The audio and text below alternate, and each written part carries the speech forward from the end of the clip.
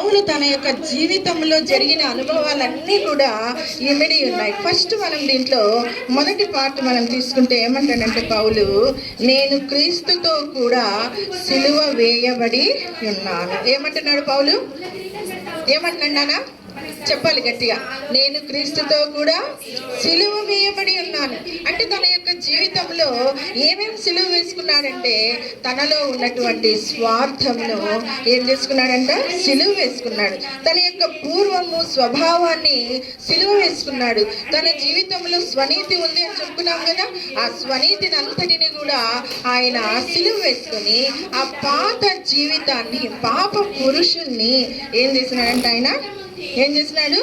పాతి పెట్టేసినాడు. అందుకని ధైర్యంగా పౌలు ఏమంటున్నాడంటే నేను క్రీస్తుతో కూడా ఏమైనాడంట నాన్న సిలువ వేయబడి ఉన్నాను. కాబట్టి రక్షించబడిన బిడ్డలుగా, ఎంతమంది ఇక్కడ మీరు రక్షించబడినారో మీకు తెలుసు. రక్షించబడిన బిడ్డలుగా మన జీవితాల్లో ఈ మొదటి అనుభవంలోనికి మనము రావాలి. మొదటి అనుభవంలో ఏం చెప్తున్నాడు పౌలు? నేను క్రీస్తుతో కూడా సిలువ వేయబడి ఉన్నాను. కాబట్టి రెండవది మనం చూసుకుంటే, రెండోది చదువుతున్నామా? అక్కడే రెండో పార్ట్ మనం చదువుతున్నాం. ఇకను జీవించువాడను నేను కాను, క్రీస్తే నా యందు జీవించుచున్నాడు. పౌలు ఎంత చక్కగా చెప్తున్నాడు చూడండి. ఇంతకు ముందు పౌలు తన జీవితంలో తన యొక్క ఇష్టాలను, తన యొక్క కోరికలను అనుసరించి జీవించినాడు. కానీ ఇప్పుడు ధైర్యంగా రెండవ మాట ఏం చెప్తున్నాడంటే, ఇకను జీవించువాడను నేను కాను. ఏమంటున్నాడంట? ఇకను జీవించువాడను నేను కాను. మరి ఎవరు ఆయనలో జీవిస్తున్నాడంట? ఎవరు జీవిస్తున్నాడంట? క్రీస్తే నా యందు జీవించుచున్నాడు. చూడండి, తన యొక్క జీవితాన్ని అందరికి చదవడానికి వస్తుంది కదా. మొట్టమొదటి పేరు చూడండి. తన యొక్క జీవితాన్ని పూర్తిగా ఎవరి స్వాధీనంలోకి తీసుకొచ్చుకున్నాడంట? ఎవరి స్వాధీనం నాన్న? క్రీస్తు యొక్క స్వాధీనంలోనికి, పరిశుద్ధాత్మ యొక్క స్వాధీనంలోనికి తీసుకొని వచ్చి ఆయన ఏ మాట చెప్తున్నాడంటే, ఇకను జీవించువాడును నేను కాను. అంటే మునుపు తన యొక్క జీవితంలో అర్థమైందా? ఒక ఊరు తర్వాత ఇంకొక ఊరికి వెళ్తా వచ్చినారు. ఇప్పుడు బాబు అయిపోయిన ఇంకేం పేరు చూడండి మీరే. పంపులియాలోని తన యొక్క జీవితంలో ఏముంది నాన్న? పాపం ఉంది. అవునా? ఫ్లెష్. నిన్న రాసినారు కదా 3 మీరు చెప్పాలి నాకు. శరీరము, లోకము, సాతాను. ఈ 3 తన జీవితంలో ఉన్నాయి. కాబట్టి మునుపు తన జీవితం అంతా కూడా శరీరాశలకు, లోకాశలకు, తర్వాత శరీరేచ్ఛలకు తన జీవితాన్ని స్వాధీనం చేసుకున్నాడు. కానీ ప్రభువుని అంగీకరించిన తర్వాత, తన జీవితం క్రీస్తుతో కూడా సిలువ వేయబడిన తర్వాత తను అంటున్న మాట ఏంటంటే, ఇకను జీవించేవాడను నేను కాను. కాబట్టి తన జీవితము నేను కాదు, నాలో ఉన్నది నేను, అనే దాన్ని కూడా తను ఏం చేసుకున్నాడంటే,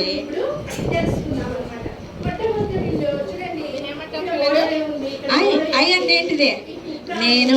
నేను నా ఇష్టము, నా కోరికలు, నాది, నా ప్రకారంగానే నేను జీవిస్తాను, నేనే, నా ఇష్టమే అనే తన యొక్క స్వార్థపూరితమైన జీవితాన్ని, లేకపోతే తన యొక్క శరీరానుసారమైన అనే జీవితాన్ని తను ఏం చేయాలనుకున్నాడంటే మైనస్ చేయాలనుకున్నాడు. ఏం చేయాలనుకున్నాడంట? ఎప్పుడు మైనస్ చేయాలనుకున్నాడు?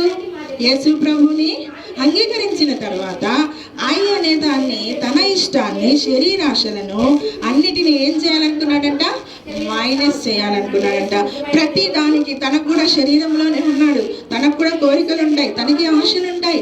కానీ వాటన్నిటినీ యేసుక్రీస్తు ప్రభువులో నాట్, ఇది కాదు, ఇది చెయ్యను, నేను కాదు, క్రీస్తే నాలో ఉన్నాడు కాబట్టి నేను ఇది చెయ్యను అని మైనస్ పెట్టుకున్నాడు. ఈ విధంగా అక్కడ నుంచి మళ్ళీ వాళ్ళు పెరిగే నుంచి అంతియోకయకు వెళ్తా వచ్చినారు. ఇక్కడ అంతియోకయలో కూడా సంఘం ఉందన్నమాట. అక్కడ కూడా అనేక మాటలు, దేవుని గురించిన మాటలు సమాజంలో ఉన్న వారందరికీ కూడా తెలియజేస్తా వచ్చినారు. అక్కడ నుంచి వాళ్ళు ఎక్కడికి వెళ్తా వచ్చినారంటే, నెక్స్ట్ ఊరు వచ్చేసి ఈకొనియా నుంచి పేరు చెప్పాలి, చదవాలా? ఇదేం పేరు? డెర్బే నుంచి ఎక్కడికి వచ్చినారంటే ఈ పేరు అంటే లేదు. కానీ ఐ అనేది ఏమవుతుందంటే, ఐ అనేది ఏమైంది నాన్న? ఇప్పుడు అదొక షేప్ వచ్చింది కదా. ఏం షేప్ వచ్చింది అది? సిలువ. కాబట్టి తన యొక్క జీవితాన్ని అంతటినీ కూడా ఎవరికి స్వాధీనం చేసుకున్నాడు? యేసు ప్రభువుకి. క్రీస్తే నా యందు జీవించున్నాడని చెప్పి ఆ సిలువ ఎప్పుడు కూడా తన జీవితంలో ధ్యానించేవాడంట. సిలువలో యేసు ప్రభు మన కోసం ఏం చేసినాడన్నా? రక్తాన్ని కాచినాడు. ఆయన సిలువను మోయడం చాలా అసాధ్యమైన పని. ఆయన గుద్దులు గుద్దినారు, ఆయన్ని కొట్టినారు, ఆయన్ని ఎన్నో రకాలుగా బాధించినాడు. తన జీవితం అంతా ఇప్పుడు మునుపున్న ఆశలు లేవు, కానీ తన జీవితంలో ఉన్న ధ్యానము ధ్యాస అంతా సిలువే. నా కొరకే క్రీస్తు నా కొరకే ఈ విధంగా సిలువలో మరణించాడు అని ఎప్పుడు సిలువను గురించి ధ్యానిస్తూ తన యొక్క జీవితం అంతా కూడా ఏం చేసినాడంటే కోరికలన్నీ కూడా మైనస్ చేసుకొని తన జీవితాన్ని సిలువకు అప్పగించుకున్నాడు, సిలువకు స్వాధీనం చేసుకున్నాడు. కాబట్టి పిల్లలు, మనం కూడా శరీరంలో ఉన్నాం, మనకు కూడా ఎన్నో ఆశలు ఉండొచ్చు, ఎన్నో కోరికలు ఉండొచ్చు, కానీ యేసు ప్రభువుని నమ్ముకున్నాక మనం కూడా సిలువ వైపు చూస్తే, యేసు ప్రభువుని ధ్యానిస్తూ ఉంటే మన జీవితాలు కూడా ఎవరికి స్వాధీనం చేసుకోవాలంట? పూర్తిగా పరిశుద్ధాత్మ దేవునికి మనము స్వాధీనం చేసుకోవాలి. పూర్తిగా చూసారా పిల్లలు, పూర్తిగా ఎవరి వశంలో ఉన్నాడంట? ఇప్పుడు పౌలు ఎవరి వశంలో ఉన్నాడు? దేవుని వశంలో ఉన్నాడు. ఇంతకుముందు ఎవరి వశంలో ఉన్నాడు? సాతానుని వశంలో, స్వాధీనంలో ఉన్నాడు. కాబట్టి అందుకనే ఆయనలో ఆ విశ్వాసం వచ్చింది. నా పాత జీవితం, నా ఇష్టం, నా కోరికలు, నా శరీరం, లోకం, సాతాను సమస్తము సిలువ వేయబడి మరణించినాయి. కాబట్టి ధైర్యంగా ఏం చెప్పినాడు? ఇకను జీవించువాడను నేను కాను, క్రీస్తే నా యందు జీవించుచున్నాడు. మొదటిది ఏం చెప్పినాడంట? మర్చిపోయారా? మొదటిది నేను క్రీస్తుతో కూడా సిలువ వేయబడి ఉన్నాను. రెండవది ఏం చెప్తున్నాడు? Very good. ఇకను జీవించువాడను నేను కాదు. బాయ్స్ కూడా చెప్పాలి నాకు. నేను కాను, క్రీస్తే నా యందు జీవించుచున్నాడు. మూడవది మనం చదువుకుంటే అక్కడే అందరం చదువుకుందామా? Third part. నేనిప్పుడు శరీరమునందు జీవించుచున్న జీవితము నన్ను ప్రేమించి నా కొరకు తన్ను తాను అప్పగించుకొనిన దేవుని కుమారుని యందలి విశ్వాసం వలన జీవించుచున్నాను. ఇప్పుడు నేను జీవిస్తున్న జీవితం నా జీవితం నాది కాదు. నా జీవితము యేసయ్య పరిశుద్ధాత్మని ఆయన యొక్క స్వాధీనంలో ఉంది. నా కళ్ళు నావి కావు, నా చెవులు నావి కావు, నా చేతులు నావి కావు, నా పాదాలు నావి కావు. నేను నన్ను ప్రేమించి నా కొరకు అప్పగించుకుని నా యేసయ్య కోసమే నేను జీవిస్తున్నాను అని ధైర్యంగా భక్తుడైన పౌలు సాక్ష్యం చెప్తున్నాడు పిల్లలు. కాబట్టి ఆయన జీవితంలో ఆయన అంటున్నాడు, నా కళ్ళు యేసయ్య ఏది చూడమంటే అదే చూస్తాయి, నా చెవులు ఆయన ఏది వినమంటే అదే వింటాయి, నా చేతులు ఆయన ఏం చేయమంటే అదే చేస్తాయి, నా కాళ్ళు ఎక్కడికి నడవమంటే మనం నడుస్తాం అలాగా. మనం ఏమంటాం? ఆహా నేను అక్కడికి వెళ్ళాను. కొన్నిసార్లు మందిరానికి రెడీగా వెళ్దామంటే ఈరోజు నేను రాను, నాకు నేను ట్యూషన్ పోవాలా, నాకు ఎగ్జామ్ ఉంది, చిన్న చిన్న స్లిప్ టెస్టులు కూడా ఎగరగొట్టడానికి మనము ఇష్టపడం. మన పాదాలు అక్కడికి రావు, వెళ్ళిపోతూ ఉంటాయి అన్నమాట, కాలేజీలకి వెళ్ళిపోతా ఉంటాయి. కానీ ఆయన జీవితంలో సమస్తము తను ప్రేమించి తన కొరకు ప్రాణం పెట్టిన యేసయ్యకు ఏం చేసినాడంటే ఆయన కొరకే జీవించినాడు. ఆయన స్వాధీనంలోనే ఉంచుకున్నాడు. ఆయన యొక్క హృదయం అంతా ఎక్కడుందంటే కొలస్సీలకు రాసినటువంటి పత్రిక, కొలస్సీలకు రాసిన పత్రికలో ఆ మాటని చూడండి పిల్లలు. ఆయన అంటాడు, ఆయన పైనున్న వాటినే వెతుకుతున్నాడంట, కానీ ఈ భూ సంబంధమైన వాటిని ఆయన వెదకలేదంట పిల్లలు. చూద్దాం ఆ మాట. కొలస్సీలకు రాసిన పత్రిక 3వ అధ్యాయం 2వ వచనం. అందరం కలిసి, బాయ్స్ కూడా తీయండి, అందరం కలిసి గట్టిగా చదువుకుందాం. పైనున్న వాటి మీదనే కానీ భూ సంబంధమైన వాటి మీద మనస్సు పెట్టుకొనుకుడి, ఏలైనగా మీరు మృతి పొందితిరి, మీ జీవము క్రీస్తుతో కూడా దాచబడి ఉన్నది. పౌలు చెప్తున్నమాట ఈ మాట. పైనున్న వాటి మీదనే ఏమంటున్నాడు ఆయన? మనస్సు పెట్టుకొనడి. 3వ వచనంలో 1వ వచనంలో అంటాడు, మీరు క్రీస్తుతో కూడా లేపబడిన వారైతే పైనున్న వాటినే దేన్ని వెతకాలంట? వాటినే వెతకండి అంటున్నాడు. పైన ఏముంది అంటే హెవెన్లీ ప్లేసెస్, పరలోకము. ఏమైపోతా వచ్చినారు వాళ్ళు? శత్రువులుగా మారిపోతా వచ్చినారు. వాళ్ళు ఏం చేస్తున్నారంటే ఈ విషయాలన్నీ వింటూ వచ్చినారు. ఆయన యొక్క సింహాసనము పరలోకంలో ప్రభు అయిన యేసుక్రీస్తు ఉన్నాడు. తన జీవితంలో తను గట్టిగా నమ్మింది ఏమి అంటే, నేను ఈ భూ సంబంధమైన వాటికి ఏమైపోయినాను, మృతుడనైపోయినాను, నేను సిలువ వేయబడ్డాను, నేను లేపబడిన వాడను, మృతుడను కాదు, ఇప్పుడు నేను క్రీస్తులో జీవించుచున్న వాడిని. కాబట్టి ఆయన హృదయం దేన్ని వెతుకుతా ఉందంటే బిడ్డలు, పైనున్న వాటిని వెతుకుతా ఉంది. కాబట్టి యవన బిడ్డలు నేర్చుకోవాలి, మీ జీవితాల్లో కూడా భూ సంబంధమైనవి ఎన్నైనా ఆకర్షించవచ్చు. ముఖ్యంగా మన ఇళ్ళలో ఉండే మన చేతుల్లో మొబైల్స్ ఎప్పుడు ఆకర్షిస్తా, టైం దొరికితే చాలు వాటితో మనమేమో స్పెండ్ చేయాలనుకుంటాం. కానీ మనము వాటి వైపు ఆకర్షించకూడదు, వాటిని వెతకూడదు, వాటిపైన మన మనస్సు ఉంచకూడదు. అది భూ సంబంధమైనది. మనం దేనిపైన మన మనసు పెట్టాలంట, పైనున్న వాటినే వెతకాలి. పైనున్న వాటిని వెతికితే ఆ ఇరుకు మార్గంలో నిన్న క్వశ్చన్స్ రాసిన పిల్లలు ఎంతో జీవం వస్తుందంటే మన హృదయాల్లో ఎంతో ఆశీర్వాదం మనకు కలుగుతుంది. కనుక పైనున్న వాటినే వెతుకుడి. ఆయన జీవితంలో పౌలు భక్తుడు సంపూర్ణంగా పరిశుద్ధాత్మ యొక్క సహవాసం స్వాధీనంలోనికి వచ్చి పైనున్న వాటి మీదే తన మనస్సును నిలుపుకున్నాడు. అందుకనే ధైర్యంగా చెప్పినాడు, నేను మరణించినాను భూ సంబంధమైన వాటి విషయాల్లో, పైనున్న వాటిని నేను వెతుకుతున్నా, మీరు కూడా వాటిపైన మీ మనస్సు పెట్టుకోండి అని పౌలు చెప్తూ ఉన్నాడు. మార్టిన్ లూథర్ అన్నాడంట, మనల్ని రక్షించడానికి వేరే ఏ మార్గం ఉన్నా కూడా ఆ మార్గంలో ప్రభు రక్షించేవాడేమో, కానీ ఏ మార్గము లేదంట ఒక మానవుని రక్షించడానికి పాపముల నుంచి, నరకం నుంచి. ఆ మార్గం ఏంటి అంటే కేవలం యేసుక్రీస్తు ప్రభువును భూమి మీదకి పంపించడమే ఒక మార్గము దేవుడికి కనిపించిందంట. అందుకే పిల్లలు, దేవుడు పైనున్న ఆ యొక్క మహిమను విడిచిపెట్టినాడు, ఆ పరలోకపు సింహాసనాన్ని విడిచిపెట్టినాడు, తన యొక్క సమస్తాన్ని విడిచిపెట్టి తండ్రి అయిన దేవుడు కుమారుని ఎక్కడ పంపించినాడు, భూమి మీద పంపించినాడు. ఆయన మన కోసము మన యొక్క శరీరాకారంలో ప్రభు జీవించి మన కొరకే ఏం చేసినాడు, ఆయన మృతి పొంది తిరిగి లేచినాడు. అందుకని పౌలు అన్నాడు, నన్ను ప్రేమించి నా కొరకు తన్ను తాను అప్పగించుకొని ఆయన కుమారుని యందలి విశ్వాసం ఉంచి నేను జీవిస్తున్నాను అని పౌలు భక్తుడు ఎంతో ధైర్యంగా తన జీవితంలో సాక్ష్యం ఇచ్చినాడు.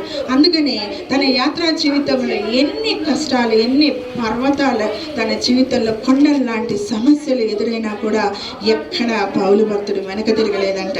ఏ సమస్య వచ్చినా ఆయన ఎక్కడ చూస్తున్నాడంట, పైన. జీవం కలిగిన దేవుడు, నన్ను ప్రేమించే దేవుడు, నా కోసం ప్రాణం పెట్టిన దేవుడు పైన ఉన్నాడు. ఆయన ఏ పరిస్థితుల్లోనైనా నన్ను కాపాడుతాడనే ఆ జయించే విశ్వాసాన్ని కలిగి పౌలు నడిచినాడు. దేవుడు కూడా మనం కొండలను కదిలించే, పర్వతాలను కదిలించే శక్తి కలిగినటువంటి ఆ యొక్క వాక్యాన్ని, ఉపదేశాన్ని దేవుడు మన కొరకు ఈ లేఖన భాగాల్లో రాయించినాడు. పిల్లలు చదువుకుందామా? మార్కు సువార్త 11వ అధ్యాయం. కొండలను కదిలించే విశ్వాసాన్ని గురించి యేసు ప్రభు మనకి ఇక్కడ బోధించినాడు. మార్కు సువార్త 11వ అధ్యాయం 22వ వచనం నుంచి 24వ వచనం వరకు అందరూ మీ మనస్సు పెట్టి బాగా స్పష్టంగా గట్టిగా చదువుకుందాం. 11 చదువుకుందాం. అందుకు యేసు వారితో ఇట్లా,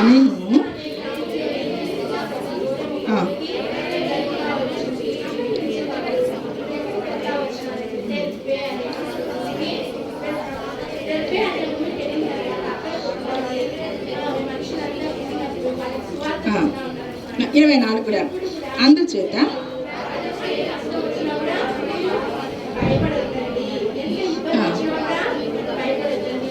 ఎవరు ఈ మాటలు చెప్తున్నారు? ఎవరు చెప్తున్నారు ఈ మాటలు? చెప్పాలి వాయిస్. ఎవరు ఈ మాటలు చెప్పింది? యేసుక్రీస్తు ప్రభువే ఈ ఉపమానాన్ని చెప్తున్నారు. కొండను చూచి ఏం చెప్తున్నారంట? ఎత్తబడి సముద్రంలో పడు అంటే ఏమవుతుందంట? పడుతుంది. అయితే మీరు నా యందు విశ్వాసం ఉంచుడి. విశ్వాసంతో ఏం మాత్రము సందేహించకుండా, అవిశ్వాసం అన్నది హృదయంలో లేకుండా మీరు ప్రార్థన చేయనప్పుడెల్లా అడుగుచున్న ప్రతి వాటిని పొంది ఉన్నాము అనే నమ్మకంతో, అలాంటి విశ్వాసముతో మీరు ప్రార్థిస్తే కొండ కూడా పోయి ఎక్కడ పడుతుందంట? పడదా? దేవునికి అసాధ్యమైనది ఏమైనా ఉందా? ఏది లేదు. కానీ మనలో రావాలి. ఏం రావాలి? విశ్వాసం రావాలి. ఏం రావాలి నాన్న? మనం ఏం చేయాలా? పౌలుకి ఎలా విశ్వాసం వచ్చిందో, జయించే శక్తినిచ్చే దేవుడు నాతో ఉన్నాడు, నాకు ఈ కార్యం చేసే సమస్త కార్యాలు చేసే దేవుడు నాతో ఉన్నాడన్న విశ్వాసంతో పౌలు ఎలా తన జీవితంలో ముందుకు సాగాడో అలాంటి విశ్వాసం పిల్లలు మీరు కూడా మీ జీవితాల్లో నేర్చుకోవాలి. నా యందు విశ్వాసం ఉంచండి, మీరు అడగండి, ఏమి సందేహించొద్దు, నా నామంలో మీరు ఏమడిగినా నేను ఇస్తానని ఎవరు చెప్తున్నారు? ఇప్పుడు మనకు ఎవరు చెప్తున్నారు నాన్న? కాబట్టి ఇది మన జీవితాల్లో కూడా అలాంటి గొప్ప విశ్వాసాన్ని మనలో వృద్ధి పొందించుకుందాం. ఇంకా మనం ఇక్కడ చూసుకుంటే ఇర్మియా 32:27లో ఒక మాట అంటాడు దేవుడు. ఇర్మియా 32:27 చదివిదామా గట్టిగా? సువార్తని ప్రకటిస్తా వచ్చినారు. మనకున్నా మీరైతే ఏవైతే వింటున్నారో అందరూ చదవండి అందరికి. నాకు అసాధ్యమైనది ఏదైనా కలదా? దేవుడు అన్నాడు, నేను యెహోవాను, సర్వ శరీరులకు నేను దేవుడను. నాకు అసాధ్యమైనది ఏదైనా ఉందా అంటే లేదు. కాబట్టి పిల్లలు మనం ఈరోజు నేర్చుకుందాం, సమస్త కార్యాలు చేయగలిగిన దేవుడు మనతో ఉన్నాడు అని మనం ఏం చేయాలా? We have to believe. B అనే అడుగు మనం నేర్చుకోవాలి. ఆస్క్ అనేది ఎప్పుడూ ఉంటుంది మన జీవితంలో కదా. అడుగు, ఏ అనే అడుగు ఎప్పుడు పడతాను, ప్రభా నాకు అది అయ్యా, నాకు ఇది అయ్యా, నాకు అది చెయ్యయ్యా, మాకు ఇట్లా చెయ్యయ్యా, మాకు అట్లా అడుగుతూనే ఉంటాం మనం. ఏ అనే అడుగులు మనం ఎప్పుడు వేస్తాం, కానీ బి అనే అడుగు మనము నేర్చుకుందాం. బి అంటే ఏంది నాన్న? బిలీవ్. ఎవరి ఎందుకు బిలీవ్ ఉంచాలంట మనము? ప్రభువైన యేసుక్రీస్తునందు విశ్వాసం ఉంచి అప్పుడు ఏం చేయాలంట? అడగాల. నేను అడిగినవన్నీ నాకు జరిగినాయి అన్న విశ్వాసంతో ఆయన అడిగితే ఖచ్చితంగా దేవుడు మనకు సహాయం చేస్తాడు. సో పర్వతాలను కదిలించే విశ్వాసము ఎవరు కలిగి ఉంటారు చెప్పండి? చెప్పాలి గట్టిగా. పర్వతాలను కదిలించే విశ్వాసాన్ని ఎవరు కలిగి ఉంటారు? ఇప్పుడే చెప్పుకున్నాం కదా, ఎవరు కలిగి ఉంటారు చెప్పండి? దేవుని యందు నమ్మిక ఇచ్చేవారు. రెండోది ఇంకా అక్కడ ఉంది, సందేహింపకుండా ప్రార్థించి. అక్కడ ఉంది కదా, మీరు సందేహింపక అని అంటాడు అన్నమాట. ఖచ్చితంగా సందేహించకుండా ఇది జరుగుతుందో జరగదు అయినా అడుగుదాంలే, అవుతుందో కాదో అలా కాదంట, అడగాలి. ఎలా అడగాలి? సందేహింపకుండా మనము ప్రార్థన చేస్తే కొండ కూడా పోయి ఎక్కడ పోతుందంట? సముద్రంలో పడుతుంది. కాబట్టి పిల్లలు ఆ విశ్వాసాన్ని మనలో పెంపొందించుకుందాం. ఈ లెసన్లో మనం కూడా ప్రార్థించేటప్పుడు సందేహించకుండా, అవిశ్వాసానికి చోటు ఇవ్వకుండా మనం ప్రార్థిస్తే పర్వతాలు కూడా ఎక్కడ పోతాయంట? కదిలిపోతాయంట. పర్వతాలు ఏమవుతాయి నాన్న? ఆ శక్తి ప్రభువులో ఉంది. ప్రభువుకు నమ్ముకున్న మనలోని కూడా ఏమిస్తాడు దేవుడు? అదే శక్తిని మన ప్రార్థనకు ఇస్తాడా? ఇవ్వడా? ఇస్తాడు కదా. నేను యెహోవాను, సర్వ శరీరులకు దేవుడు, నాకు అసాధ్యమైంది ఏమీ లేదు కాబట్టి నన్ను అడగండి అని ప్రభు నా యందు విశ్వాసం ఉంచండి అని అంటున్నాడు. సరే, మనము ఎవరి నామంలో ప్రార్థించాలి? మరి మనము అడగాలి. ఎవరి నామంలో అడగాలి? యేసుక్రీస్తు నామం. చూడండి, యోహాను సువార్త 14:14 మనం చదువుకున్నాము. యోహాను సువార్త చదువుదామా గట్టిగా? స్పీడ్గా తీయాలి అందరూ. యోహాను సువార్త 14:14.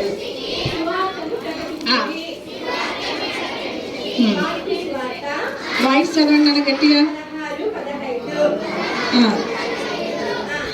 నా నామమున మీరు నన్ను ఏం అడిగినది నేను. ఎవరన్నారు ఈ మాట? అయితే మనం అడగాలి. ఎలా అడగాలి? సందేహించకుండా విశ్వాసంతో అడగాలి. అడిగితే ఏం చేస్తాడంట? మీరు నన్ను ఏమి అడిగినా నువ్వు విశ్వాసంతో వాక్యానుసారంగా మరలా ఆత్మానుసారంగానే అడగాల. ఏం అడిగినా దేవుడు ఏం చేస్తాడంట? దాన్ని చేస్తాడు. అలాగా మరి మన ప్రార్థనలు కూడా దేవుడు ఎలా అంగీకరిస్తాడు అని అంటే, యేసుక్రీస్తు ప్రభు పాపరహితుడుగా, పాపము లేనివాడిగా ఆయన ప్రభు కోసం ఏం చేస్తాడు? తండ్రి కోసం ప్రాణం పెట్టి అంగీకరించబడ్డాడు. కాబట్టి మనము కూడా యేసు ప్రభువులో విశ్వసించిన మనము ఆయన నామములో ప్రార్థన చేస్తే మన ప్రార్థనలు దేవుడు ఏం చేస్తాడంట?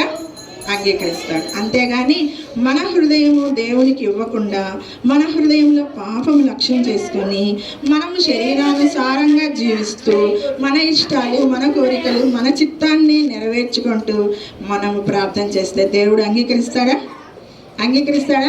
అంగీకరించడని భక్తుడైనటువంటి దావీదు చెప్తున్నాడు.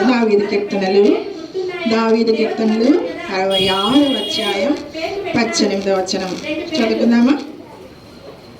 గుర్తుపెట్టుకోవాలా ఆ పేర్లు.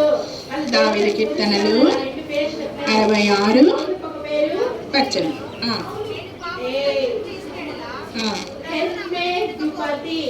కీర్తనలు కీర్తనలు నా హృదయములో 66:18 పాపమును లక్ష్యము చేసిన ఎడల ప్రభు నా మనవి. ఎవరి మనం వినడంట?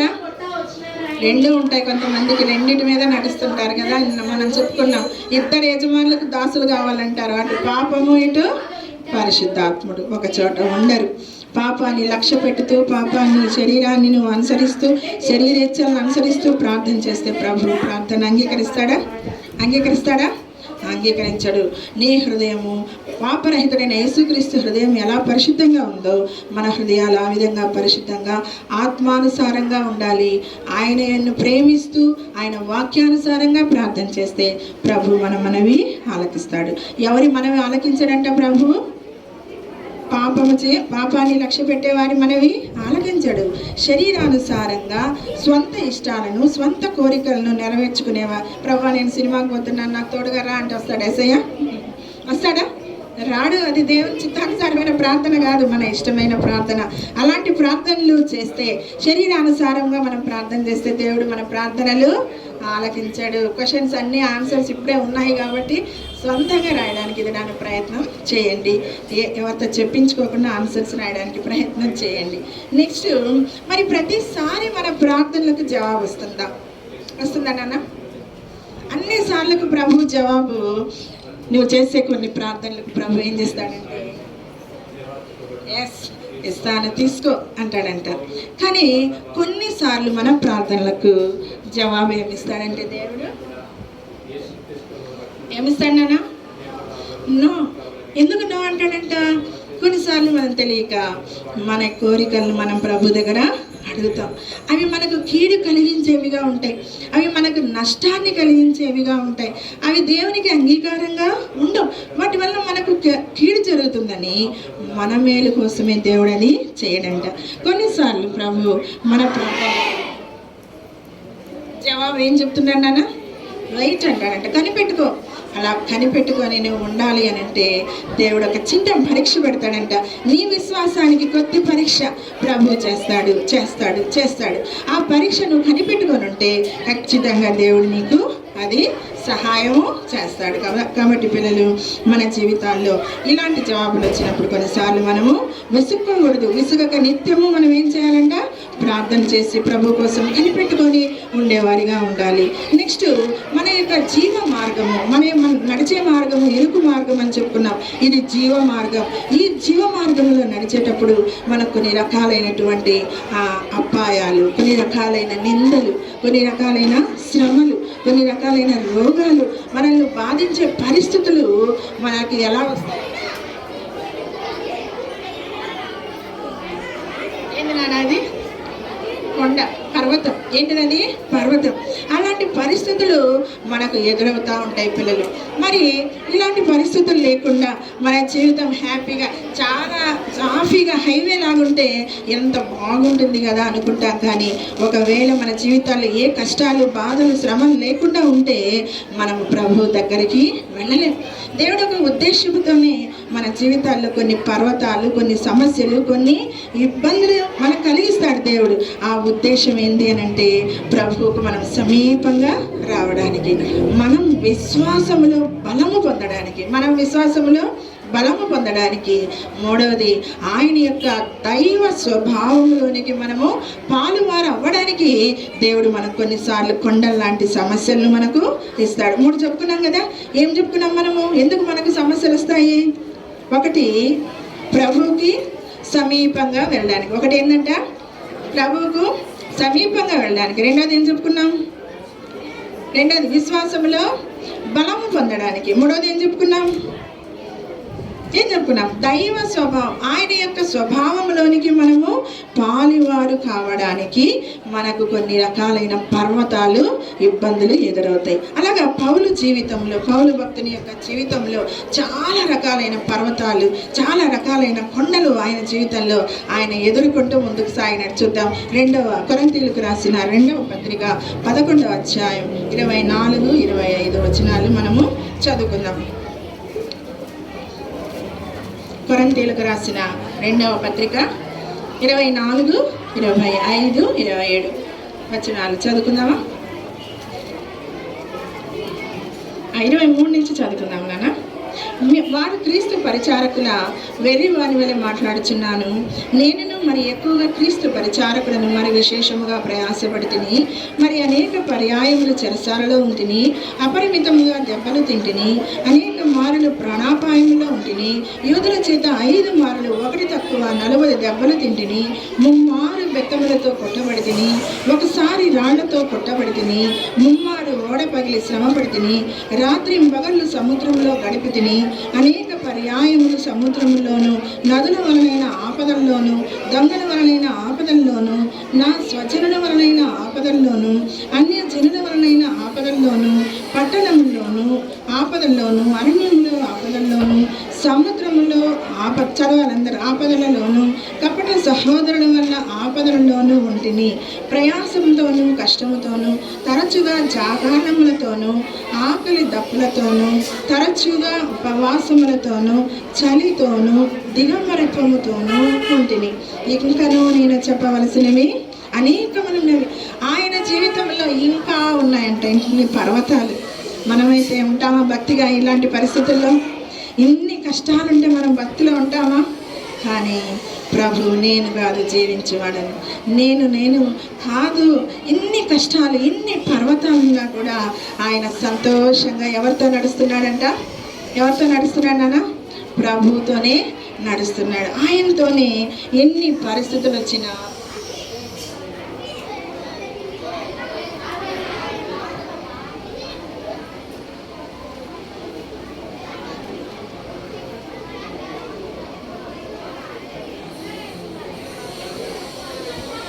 పిల్లలు ఆయన వెనక అడుగు వేయలేదు. ఎవరైనా ఇన్ని పర్వతాలు ఉన్నాయి తన జీవితంలో. 3 మారు కొట్టబడ్డాడంట ఆయన బెత్తాలతో. యేసు ప్రభు యోహాను 19:1 ఆయన వద్దులేనాను 1 తక్కువ 30-40 కొరడా దెబ్బలు ఆయన తిన్నాడు. పౌలు తన జీవితంలో 3 సార్లు అలాగా దెబ్బలు తిన్నాడంట. అయినా కూడా వెనకడు వేసాడా? ఆయన భక్తిలో జారిపోయినాడా? విశ్వాసానికి పోగొట్టుకున్నాడా? ఆయన భక్తిగానే ఉన్నాడు. పిల్లలు మనం కూడా నేర్చుకోవాలి. మన జీవితంలో కూడా ఎన్ని పరిస్థితులు, ఒకవేళ కష్టాలు వచ్చినా, ఇబ్బందులు వచ్చినా, ఏం చేయాలి? మనమంతా ఏం చేయాలా? చెప్పాలి. ఏం చేయాలా? ముందుకే సాగాలి. యేసుక్రీస్తులోనే సాగాలి. యేసుక్రీస్తులోనే జీవించాలి. కానీ యేసుక్రీస్తుని వెనక్కు యేసుక్రీస్తుల వెనక్కు మనం వెళ్ళిపోకూడదు. లోకంలోనికి వెళ్ళిపోకూడదు. కొన్నిసార్లు ఆ దేవుని నమ్ముకున్నావు, ఏం భలే ప్రార్థన చేసుకుంటానవే, భలే పోతానవి మందిరానికి అని కొట్టేవాళ్ళు ఉంటారు ఇంట్లో, అమ్మవాళ్ళు కానీ ఎవరైనా. వెనక్కి ఎవరు వేయకూడదు. ప్రతి దినము బైబిల్ చదువుకుంటూ, ప్రార్థన చేసుకుంటూ, విశ్వాసంతో దేవుని యొక్క వాగ్దానాలు, ప్రతి కష్టంలో ప్రభువా నన్ను ఈ వాగ్దాన ప్రకారంగా కాపాడని విశ్వాసంతో దేవుని నమ్మి ప్రార్థన చేసుకుంటే మనము ముందుకు సాగే వారిగా మనము ఉంటాం. రోమా పత్రిక 8వ అధ్యాయం 18వ వచనంలో ఒక మాట అంటాడు పౌలు ఇక్కడ. రోమా పత్రిక 8:18 ఇప్పటి కాలపు శ్రమలు రాబో మహిమ ఎదుట ఎన్న తగినవి కావు. ఈయనకి ఇన్ని కష్టాలున్నా వాటిని ఎంచుకోవడం, అయ్యో నాకే ఎందుకు ఇన్ని కష్టాలు, నాకే ఎందుకు అని బాధపడలేదంట. ఈ కష్టాలన్నీ ఎన్న తగినవి కాదు, అసలు లెక్క పెట్టలేదంట. ఆయన ఎక్కడ చూస్తున్నాడు? రాబో మహిమ, దేవుని యొక్క మహిమను చూసుకుంటూ, ఈ కష్టాలన్నీ కేవలం చిన్నవిగా చూసుకుంటూ ఆయన ప్రభువులో ముందుకు సాగినాడు. కాబట్టి పిల్లలు మనం కూడా మనకి ఇలాంటి పరిస్థితులు వస్తే ముందుకు సాగుదామా, వెనక్కి వెళ్ళిపోదామా? ఏమన్నా? అందుకే మనకి ఏ విశ్వాసం కావాలి? అది లేకపోతే వెనక్కే పడుతుంది, మన అడుగు ముందుకు పడదు. ఆ జయించే విశ్వాసాన్ని భక్తుడైన పౌలు కలిగి ఉన్నాడు. పిల్లలు ఇంకో మాట మనం చూసుకుందాం. కొండలను ఎట్లా తన జీవితంలో దాటగలుగుతూ వచ్చినాడంటే అపోస్తుల కార్యములు 14వ అధ్యాయం 7వ వచనం. అపోస్తుల కార్యములు 14వ అధ్యాయం 7వ వచనం. పౌలు ఇక్కడ లుస్త్రా అనే వీధికి వెళ్ళాడట. లుస్త్రా అనే గ్రామానికి, ఆ ప్రదేశానికి వెళ్ళినప్పుడు అక్కడ ఆ బలహీనమైనటువంటి పాదములు కలిగినటువంటి వ్యక్తి ఉన్నాడంట. ఆయన దగ్గరికి వెళితే అక్కడ ఆయన పౌలు చెప్పే ఆ మాటలు విన్నప్పుడు ఆయనకు విశ్వాసం కలిగిందంట పిల్లలు. అందుకని ఆయన ఏం చేసినాడంటే పౌలు చెప్పే మాటలను బట్టి చూసినప్పుడు పౌలు కనిపించిందంట ఇతనిలో విశ్వాసము ఉంది అని గ్రహించి ఆయన ఏం చెప్పినాడంటే చూడండి 9వ వచనంలో ఆ మాట అంటాడు, అతనికి విశ్వాసం ఉండేనని గ్రహించి, స్వస్థత పొందుటకు విశ్వాసం ఉండేనని గ్రహించినాడు పౌలు. అందుకని ఏం చెప్తున్నాడంట, నీ పాదములు మోపి సరిగా నిలువు. చూడండి పౌల్లోకి ఎంత శక్తి వచ్చిందో. మనం కొండలను తట్టుకొని దాటగలిగినప్పుడు ఆ ప్రభులో ఉండే శక్తి మనలోకి వస్తుంది. కుంటివాడు అప్పుడు ఉన్నాడంట, లేచి నడువు, సరిగా లేచి నిలబడి నడువు అంటే ఇప్పుడు ఆ వ్యక్తి ఏం చేసినాడంట, నడిచినాడంట. లుస్త్రాలో ఉండే ఆ ప్రజలందరూ అనుకున్నారంట, అమ్మో ఎక్కడో లేరు దేవతలు, వీళ్ళే దేవతలు అన్నారంట. పౌలు బర్నబాని దేవతలని వచ్చి గబగబా వాళ్ళు ఆ ఎడ్లను పట్టుకొచ్చి వాళ్ళ ముందే వాళ్ళకే బలి అర్పించేకి సిద్ధపడిపోయినారంట. అప్పుడు పౌలు వస్త్రాలను చింపుకున్నాడంట, అయ్యో మేము దేవతలు కాదు, మేము దేవుళ్ళు కాదు, మేము మీలాంటి మానవులమే, బలహీనులమే, మాకు మీరు బలి అర్పించొద్దండి అని చెప్పి వాళ్ళకి దేవతల పేర్లు కూడా పెట్టినాడంట. బర్నబాకు ద్విపతి అని, పౌలుకు హెర్మి అని వాళ్ళ దేవతల పేర్లు పెట్టుకొని ఆ బలి అర్పించేకి వస్తే పౌలు అలా కాదు, దేవుడు మాలో ఉన్నాడు కాబట్టి ఆయన శక్తి మాలో ఉంది అని చెప్పి పౌలు అక్కడ ఏం చేసినాడంటే చూడండి 15వ వచనం, చూడండి 15వ వచనం.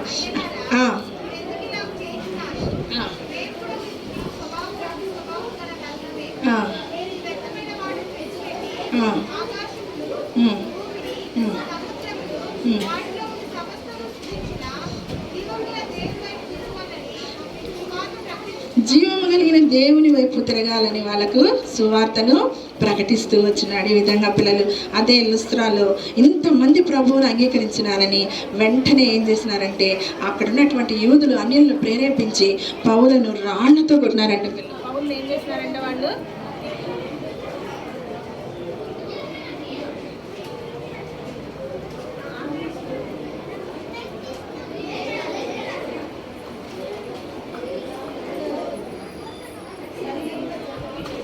పిల్లలు పౌలును రాళ్ళతో కొడుతున్నారంట. రాళ్లతో కొడితే ఎట్లా ఉంటుంది మన పరిస్థితి? ఎంత గొప్ప పర్వతం అంటే ఇది పారిపోలేదమ్మా, నేనేం చెప్పను, ఇంకా యేసుప్రభు గురించి చెప్పనని పారిపోతున్నాడా? పౌలు పారిపోలేదంట. రాళ్లతో కొట్టి చివరికి పౌలు చనిపోయినాడు అనుకున్నారంట. పౌలు పడిపోయినాడంట, చనిపోయినాడు అనుకుని ప్రజలందరూ విడిచిపెట్టి వెళ్ళిపోతే అప్పుడు దేవుడు ఎంత గొప్ప దేవుడు అంటే తాను ప్రేమించినటువంటి దేవుడు పౌలుని ఏం చేసినాడంటే ఆ మరణంలో నుంచి లేపాడు. అదొక్క మాట చదువుకుందామా?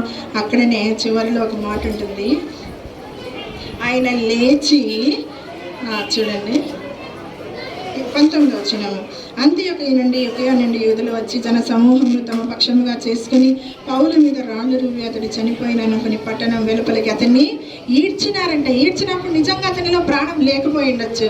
వాళ్ళు అనుకున్నారు ప్రాణం లేదు, మరణించినాడని. కానీ 20వ వచనంలో, అయితే శిష్యులు అతని చుట్టూ నిలిచి ఉండగా అతడు లేచి పట్టణంలో ప్రవేశించి. ఎంత విశ్వాసం పిల్లలు ఇది! ఎంత గొప్ప విశ్వాసం!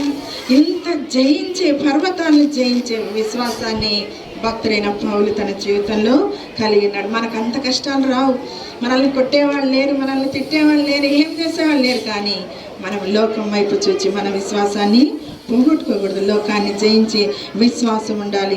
పౌలు తన జీవితంలో పెదాలతో చెప్పలేదు, కానీ తన జీవితంలో ఆ యొక్క అనుదిన జీవితంలో ప్రభువులో విశ్వాసాన్ని రుజువు చేసుకుంటూ ఆయన నేర్చినాడు. జయించే విశ్వాసాన్ని, ప్రార్థించే శక్తిని కలిగి కొండలు దాటినాడు. పిల్లలు మనం కూడా జయించే విశ్వాసాన్ని, ప్రార్థించే శక్తిని కలిగి ఉండి ఆ యొక్క లేఖనాలను విశ్వసించి, లేఖనాలంటే పరిశుద్ధమైన వాక్యం, ఈ వాక్యాన్ని నమ్మి, రోమపత్రికలో ఉంది ఆ మాట 10వ అధ్యాయంలో ఆ మాట ఉంది.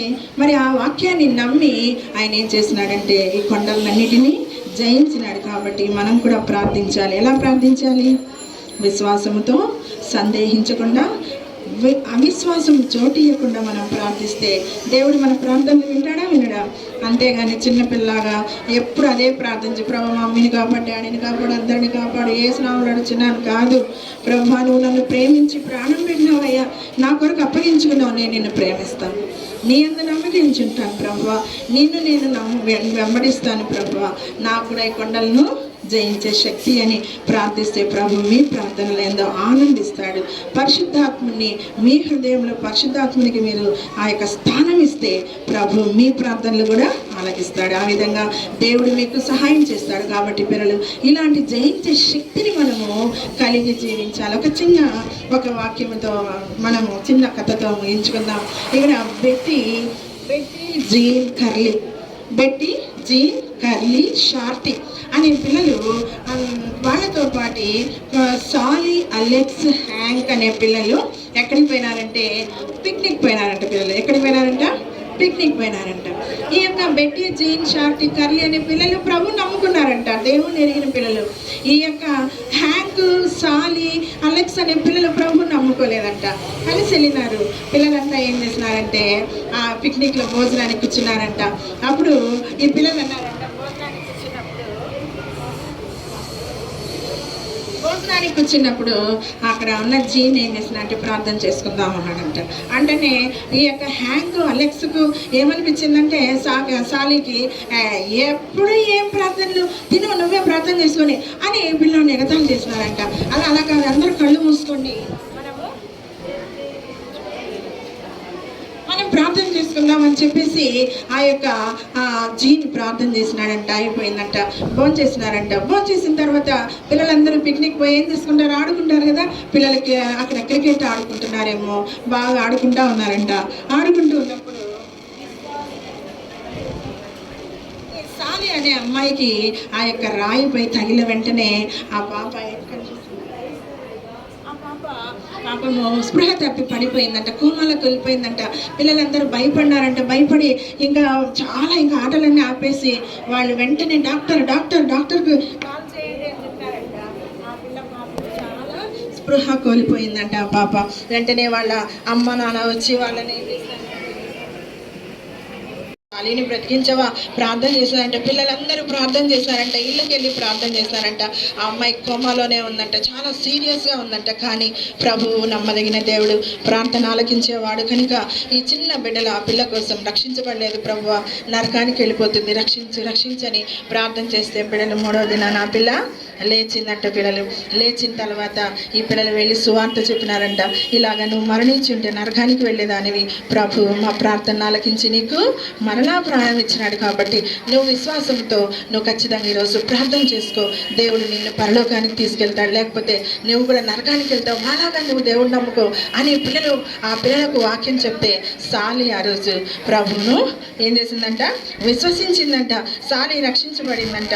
యేసుక్రీస్తు ప్రభులో ABC అడుగులు తీసుకుందంట. ABC అడుగులు ఏ అంటే యాస్క్, B అంటే బిలీవ్, C అంటే కన్ఫెస్ అయ్యింది, బిలీవ్ చేసింది, యేసు ప్రభుని అడిగి ప్రార్థించి రక్షణ పొందింది. కాబట్టి పిల్లలు మనలో కూడా ఇలాంటి జయించే విశ్వాసాన్ని దేవుడు మనకి ఇవ్వడానికి గొప్ప సహాయము చేయనుగాక. మీరు కూడా మీ జీవితాల్లో ఇలాంటి పర్వతాలు, కష్టాలు, ఇరుకులు, ఇబ్బందులు ఎదురైనప్పుడు వెంటనే విశ్వాసంతో అవిశ్వాసానికి చోటు ఇవ్వకుండా, సందేహం లేకుండా యేసుక్రీస్తులో ప్రార్థించుకోండి. అలాగా నా జీవితంలో ఎన్నో విషయాలు ప్రతిదానికి ఒక వాగ్దానంతో ప్రార్థన చేసి, ఇందాక నేను చదివించిన వాగ్దానం నాకు చాలా ఇష్టమైంది. ఇర్మియా 32:17-27 ఆయనకు అసాధ్యమైంది ఏదీ లేదన్న వాగ్దానం పెట్టి ప్రార్థన చేస్తే మీ జీవితాల్లో ఎన్నో అడుగులు మీరు ఎక్కాలి పైకి. ఆ స్టెప్స్ అన్నిటిని విశ్వాసంతో ప్రార్థన చేసుకొని మీ యవన జీవితంలో ముందుకు సాగటానికి యేసుక్రీస్తు ప్రభు మీకు సహాయం చేయనుగాక.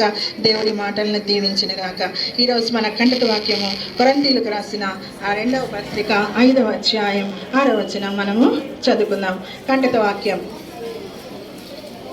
చదువుకుందామా?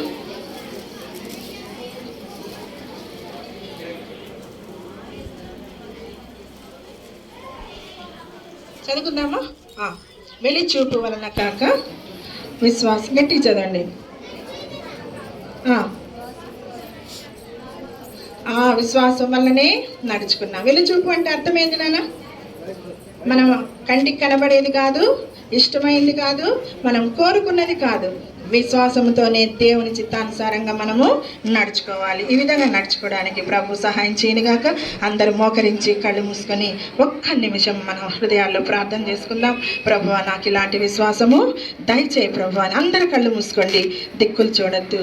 ఇంకా ఎవరైనా ప్రభు నమ్మకుండా అంగీకరించకుండా ఉంటే ఇది నా సాలిలాగా మీరు కూడా ప్రభు దగ్గరకు వచ్చి ప్రార్థన చేయండి. లేకపోతే మనమంతా ఎక్కడికి వెళ్ళిపోతామో, విశ్వసించని వారు నరకానికి వెళ్తారు. కాబట్టి విశ్వాసంతో ప్రార్థన చేసుకుందాం.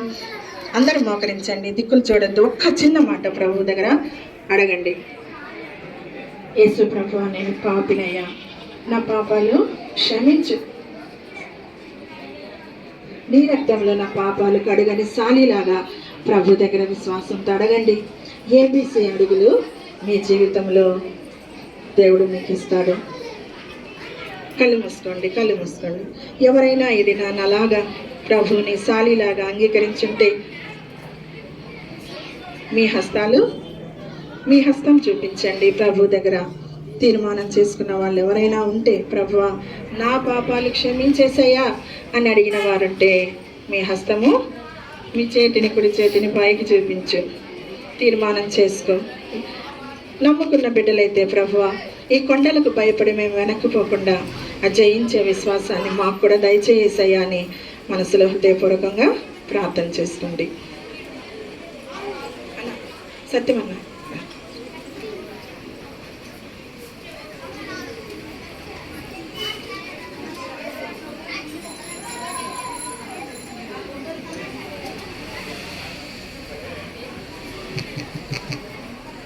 ప్రార్థన. ప్రేమ కలిగిన మా పరలోకపు తండ్రి, కనికర సంపన్నుడమైనటువంటి మా నాయన, ఈ 3వ రోజు కూడా దేవ మొదటి క్లాస్లో మీరు చూపిన మహాకృప కొరకై వందనాలు, స్తోత్రములు. జయించే విశ్వాసం గురించి మాతో ముచ్చటించినారు.